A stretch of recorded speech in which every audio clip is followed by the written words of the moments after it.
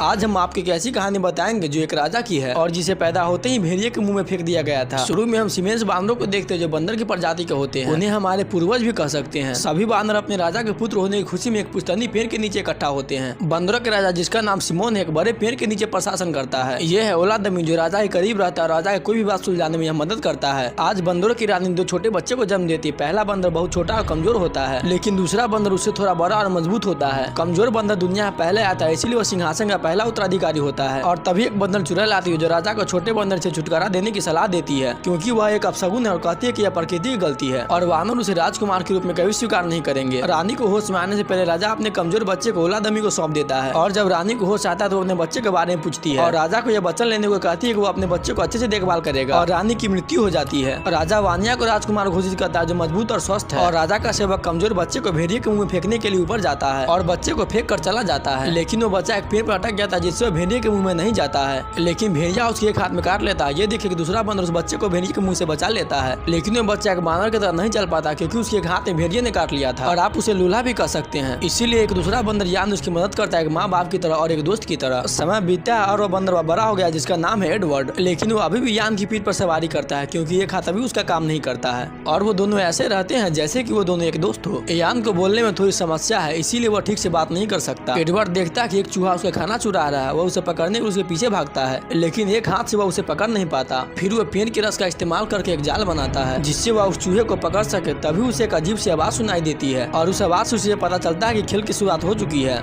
इस खेल में नारियल के फल को बॉल बनाकर एक बड़े से जानवर की खोपड़ी में डालना होता है। जिसका बॉल इस खोपड़ी में चला गया वो इस खेल का विजेता होता है। यान जानने से मना करता है क्योंकि इन दोनों वानरों के अन्य वानरों से भेदभाव किया जाता है। एडवर्ड किसी भी तरह यान को मना लेता है और दोनों खेल देखने चले जाते हैं। वानिया जो राजा के बेटा है वह इस खेल का पहला विजेता है, जिससे सभी वानर उसकी तारीफ करते हैं और अब खेल का दूसरा पड़ाव शुरू होता है। खेल के बीच में बॉल को देख यान को रहा नहीं जाता और वो एक छलांग में ही बॉल को पकड़ लेता है और नीचे गिरता है, लेकिन वो बॉल एक छेद में चला जाता है जहाँ से उस बॉल को निकालना असंभव था और सभी वानर यान के पीटने लगते हैं। और एडवर्ड उस बॉल को निकालने के लिए एक पेड़ की लंबी लकड़ी और कुछ चिपचिपे पदार्थ का इस्तेमाल करता है और बॉल को बाहर निकाल लेता है। तभी सभी वानर उसके चारों तरफ इकट्ठा हो जाते हैं और पूछते हैं कि उसने यह जादू कैसे किया। और तभी वहाँ वानिया चला आता है, एडवर्ड से बॉल लेकर ऊपर की ओर फेंक देता है, लेकिन उस चिपचिपे पदार्थ से बॉल उसके हाथ में चिपक जाता है और सभी वानर उसे निकालने की कोशिश करने में लग जाते हैं और झटके में नारियल निकलने से वो राजा के सर पर जाके गिर जाता है। और जब ओलादमी उसे निकालता है तो राजा का बाल भी नारियल में चिपक के बाहर निकल जाता है और राजा इस अपराध करने वाले अपराधी को जानना चाहता है। इसी बीच डैन एडवर्ड को देखती है और वह ओलादमी से पूछती है कि क्या उसने राजा के कहे के अनुसार बच्चे को भेड़िए के मुंह में फेंक दिया था या नहीं। ओलादमी कहता है कि वह राजा के कहने के अनुसार वो बच्चे कुछ भेड़िए के मुंह में फेंक दिया था, लेकिन डैन उसे धमकाती उसके सही पता करने के लिए भेजती है। लेकिन राजा के बेटा यह सब बात सुन लेता है और अपने पिता से किसी दूसरे वानर के सिंहासन लेने की बात करता है और राजा इसके बारे में कुछ करने के लिए सिमोन वानिया से वचन लेता है। एडवर्ड और यूएन बात कर ही रहे थे कि राजा कहे के अनुसार दो बंदर उसके पास आता है और एडवर्ड से कहते हैं कि राजा ने आपको बुलाया है। वहाँ पहुँचने के बाद पता चलता है और राजा की उपस्थिति में एडवर्ड को जादू करने के अभ्यास के आरोप लगाया जाता है। एडवर्ड उसे समझाते कि यह कोई जादू नहीं है, एक तरकीब है जो उसने खोजी है और एडवर्ड उस गलती का समाधान देने के लिए कुछ पत्ते का ताज बनाता है जिससे राजा सिमोन का टकला भी ढक जाता है और सिमोन का राजा होने का पहचान भी मिल जाता है। और फिर पत्तों में साफ पानी इकट्ठा करके आईना बनाता है और राजा पहली बार अपने आप को देखकर बहुत खुश हो जाता है और वह राजा के लिए एक झूला बनाते हैं और वह कुछ बात कर ही रहे होते जितने में कुछ कीड़े आकर हमला कर देते हैं। ये सब उस डायन का किया होता है और राजा झूले से नीचे गिर जाता है और एडवर्ड पर डायन राजा की हत्या करने की आरोप लगाती है और राजा का बेटा वानिया इसी बात का फायदा उठाते हुए छोटे से बंदर को पेड़ से नीचे फेंक देता है और राजा सिमोन को होश आता है तो वो पूछते हैं कि एडवर्ड को नीचे किसने फेंका। वानिया कहता है कि मैंने उसको नीचे फेंका क्योंकि उसने आपको मारने की कोशिश की है। राजा सिमोन कहता है कि उसने मुझे कोई हानि नहीं पहुंचाया और तुमने एक वानर की हत्या की है। एडवर्ड को होश आता है तो वो देखता है कि वो पेड़ से नीचे गिरा हुआ है और यान एक लता से लटक कर उसकी तरफ हाथ बढ़ाता है, लेकिन एडवर्ड उस तक पहुंच नहीं पाता। वो यान को छोड़कर रेगिस्तान की तरफ बढ़ता है। आगे जाने पर वो दो बड़े शुतुरमुर्ग को देखता है और एक शुतुरमुर्ग के मुंह में अंगूर का गुच्छा होता है। एडवर्ड उसे पकड़ने के लिए दो पैरों पर खड़े होने की कोशिश करता है और इस तरह वह दो पैरों पर खड़ा होना सीख जाता है और तभी वहाँ भेड़ियों का एक झुंड उसकी तरफ दौड़ते हुए दिखाई देता है और इन तीनों को भी भागना पड़ता है। एडवर्ड भागता है वो भी उल्टा, लेकिन शुतुरमुर्ग को सीधा भागता देख वो भी सीधा भागना लगता है। एडवर्ड ये देखकर काफी खुश होता है कि अब वो तेजी से भी आगे बढ़ सकता है। अब उसका एक हाथ उसके लिए बाधा नहीं बनेगा और बाकी बंदर उसे दो पैरों पर दौड़ता हुआ देख काफी उत्साहित होता है और वो तीनों गेंडों के झुंडों से होते हुए आगे निकल जाता है। गेंडो देखता है कि उनकी तरफ भेड़ियों का झुंड बढ़ रहा है तो वो भी वहाँ से भागने लगते हैं, लेकिन अब एडवर्ड के पीछे भेड़ियों और भारी भर के गेंडे पड़ चुके हैं। एडवर्ड रास्ते के अंत तक पहुँच चुका है और वो वहाँ से नहीं हटा तो कुचला जाएगा और ये सब देख एक बाप से नहीं रहा जाता और राजा सिमोन उस गेंडे के आगे आकर उस गेंडों को रोकने की कोशिश करने लगते हैं, लेकिन वो देखते हैं कि एडवर्ड कुचलने वाला है। वो जल्दी से अपने बेटे के सामने चला आता है जिससे एडवर्ड तो बच जाता है, लेकिन राजा सिमोन बुरी तरह से घायल हो जाता है। राजा सिमोन मरने से पहले एडवर्ड को कहते हैं कि मैं तुम्हारा पिता हूँ और तुम्हारी माँ को आखिरी वचन दिया था कि मैं अपने बच्चों का ख्याल रखूंगा। वानिया अपने पिता का शरीर ले जाता है। एडवर्ड को कहता है कि वो उसे अपने भाई समझने की कोशिश भी मत करना। वानिया को राजा का ताज पहनाया जाता है। वानिया ओलादमीर को गुस्से से बर्खास्त कर देता है। सर्गेई ओलादमीर का जगह लेता है और ओलादमीर को बानरों के झुंड और प्रजाति से बाहर कर दिया जाता है। और तभी एक बवंडर आ जाता है जिसके चपेट में एडवर्ड भी आ जाता है, जिसमें उसे लूसी नाम की बंदरिया मिलती है। एडवर्ड को उसे देखते ही प्यार हो जाता है और वो दोनों अब एक अच्छे दोस्त बन जाते हैं। और एडवर्ड उसे दो पैरों पर खड़ा होना और चलना सिखाता है। और वहीं से ज्वालामुखी से दोनों को आग के बारे में पता चलता है। एडवर्ड उत्साहित होकर आग के टुकड़े को सभी बंदर को दिखाता है, लेकिन सारे बंदर उसे बहुत मारने लगते हैं। एडवर्ड और लूसी वहाँ से चले जाते हैं और वहाँ एक भेड़ियों को गुफा से आग की मदद से भगा देते हैं और दोनों उसी गुफा में रहने लगते हैं। सभी बंदर लूसी और एडवर्ड को शिकार करते हुए देखते हैं। अब तो एडवर्ड भेड़ियों को नियंत्रण करने का भी सीख लिया है। सभी वानर उस पुश्तैनी पेड़ को अपने राजा वानिया को छोड़ देते हैं, क्योंकि वो और अधिक भूखे नहीं रह सकते हैं। डायन वानरों को डराने के लिए पेड़ की आत्मा को बुलाते हैं। तभी एक बंदर पेड़ से आने वाली आवाज का पता लगाने के लिए पेड़ के अंदर जाता है। तब उसे पता चलता है कि पेड़ की कोई आत्मा नहीं, और तब उसे पता चलता है कि सब डायन का किया धरा है। डायन उसे मारने के लिए दौड़ाती है, लेकिन सभी वानरों को पता चल गया कि बंदैया डायन का सब किया धरा है। वो सभी वानरों को मारना चाहती है। सभी उस पेड़ के छोड़कर एडवर्ड के साथ गुफा में रहने के लिए चले जाते हैं, लेकिन लूसी सभी वानरों को अंदर नहीं आने देती है, क्योंकि वो लोग एडवर्ड के साथ बुरा ही किए थे। लेकिन सभी बंदर एडवर्ड और लूसी से कहते हैं कि वो खाना खाकर यहाँ से चले जाएंगे, लेकिन वो नहीं जाते और सारी रात गुफा में मनोरंजन करते हैं। वो लोग भी एडवर्ड और लूसी के साथ वहाँ रहने लगते, वहाँ अपना गाँव बना लेते हैं। और लूसी और एडवर्ड अब शादीशुदा है। कुछ दिन बाद उसका बच्चा भी होने वाला था। एडवर्ड कहता है कि हमारा अगर पुत्र होगा तो उसका नाम इयान होगा। और सारे वानर पुश्तैनी पेड़ को छोड़कर चले गए और इसी का बदला लेने के लिए डायन एक साजिश रच रही है। लूसी घर पर आराम कर रही है और एडवर्ड निर्माण कार्य में गाँव वालों की काफी मदद करता है। और सभी वानर एडवर्ड की तरह दो पैरों पर काम करते हैं। वो अब अपने भोजन के लिए शिकार भी कर सकता है और डियो की अच्छे चित्र बना सकता है। लेकिन तभी टिड्डियों का झुंड उस गाँव वालों पर हमला कर देता है और वो सभी चीजों को नष्ट कर देता है। सर्गेई और बाकी वानर ये जानता है कि सब उस डायन का कारनामा है, इसीलिए वो सभी मिलकर उस पेड़ के पास जाते हैं। सभी वानरों के पेड़ से पहले जाने से पहले लूसी एडवर्ड को वानिया को बचाने के लिए कहती है। एडवर्ड पेड़ के नीचे जाकर वानिया को आवाज लगाता है, लेकिन उसे कोई जवाब नहीं मिलता। सभी वानरों के पहुंचने के बाद वानिया वहां से बाहर निकलता है। सभी वानर वानिया को कहते हैं अगर वो पेड़ को उसके हवाले कर देगा तो उसे वहां से जाने देगा, लेकिन उल्टा वानिया ही वानरों को धमकी देता है अगर वो यहाँ से नहीं गया तो वो उसे मार देगा। कि जेला वानिया का बचाव करने की सोचती जो उसकी पत्नी है, और सर्गेई वानिया पर हमला करने की अनुमति देता है और वानिया गुस्से में वानरों को मारने लगता है, लेकिन वानरों की संख्या ज्यादा होने की वजह से उसके सामने टिक नहीं पाते और तभी पेड़ में आग लगा दिया जाता है। लेकिन एडवर्ड पेड़ को नष्ट होने की वजह से गिजेला को वहाँ से बचा लेता है, लेकिन इस बीच वो पेड़ की जलती हुई शाखा से खुद दब जाता है। वो वानिया को अपनी मदद के लिए आवाज देता है तो वानिया उसे अपने पीठ पर रख के एडवर्ड को वहाँ से लेकर भाग जाता है, जिससे एडवर्ड की जान बच जाता है और वो डायन उसी पेड़ में जलकर मर जाती है। लेकिन अब पुश्तैनी विशाल पेड़ जलकर राख हो चुका है और वानरों के लिए यहाँ अब कुछ नहीं बचा। और वानिया एडवर्ड अपनी नाराजगी को दूर करते हैं और सभी वानरों के सामने अपने भाई को स्वीकार करते हैं। सर्गेई वानरों में दहशत पैदा करता है, हमें रहने के लिए कोई जगह नहीं, हम भूख से मरेंगे। लेकिन एडवर्ड सभी वानरों को एकत्रित करता है और हमारे जीने की एक और आशा है। वो उन पहाड़ों के पीछे उस पक्षियों का पीछा करते हैं और वहाँ उन्हें पानी, पहाड़ और हरे भरे जंगल मिलते हैं और वो एक नई जगह की खोज कर लेते हैं जहाँ एडवर्ड का मित्र इयान भी था। और यहीं पे इस कहानी का अंत हो जाता है। इस मूवी से हमें यही सीख मिलती है कि कभी खुद को और किसी और कमजोर कभी नहीं समझना चाहिए। वीडियो अगर अच्छी लगी तो वीडियो को लाइक कर देना और शेयर भी कर देना और चैनल को सब्सक्राइब भी कर देना।